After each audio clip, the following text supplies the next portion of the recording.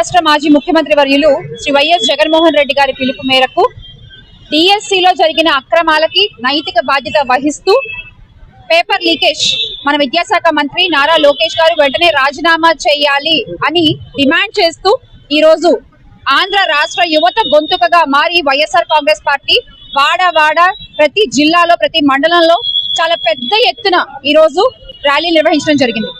ఆ ర్యాలీకి వచ్చినటువంటి స్పందన చూస్తే ఎంతగా ఈ రోజు కూటమి ప్రభుత్వంపై యువత వెగటిపోయి ఉన్నారు, విసిగిపోయి ఉన్నారు అన్న విషయం మనందరికీ అర్థమవుతుంది.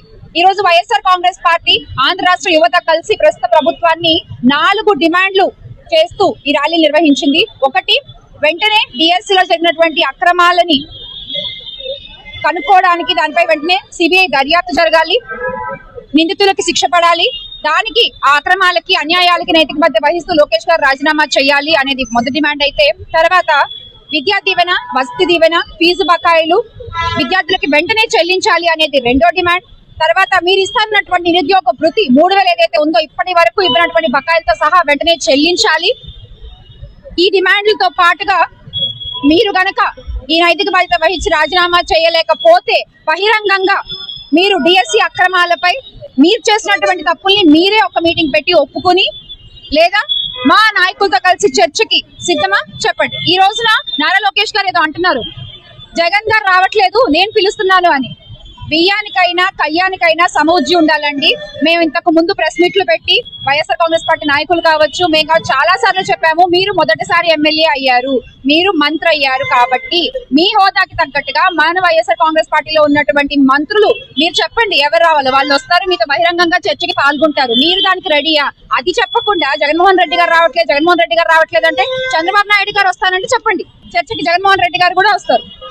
జగన్మోహన్ రెడ్డి గారు రావాలంటే చంద్రబాబు నాయుడు గారు ఉండాలి అక్కడ, అది బాగుంటుంది. అంతేగాని మీతో జగన్మోహన్ రెడ్డి గారు ఎందుకు వస్తారు? అక్కడ ఎక్కడో మంగళగిరి వచ్చినప్పుడు లేదా తాడేపల్లి ఏదో ఓపెనింగ్ వచ్చినప్పుడు మీరు అన్నారు, మీ ఇంటి పక్కన ఉన్నాను, నేను సవాల్ చేస్తున్నాను జగన్ రండి అని. ఆ రోజు మేము మహిళలు అందరూ వచ్చాం బయటికి, మెచ్చి మీకోసం ఎదురు చూసాం, మేము రోజంతా అక్కడే నించున్నాము. ఆ రోజు మీరు కనబడలేదే, మీరు కనబడరు, ఎందుకంటే మీకు మొహం చల్లదు కాబట్టి, మీ దగ్గర సమాధానం లేదు కాబట్టి.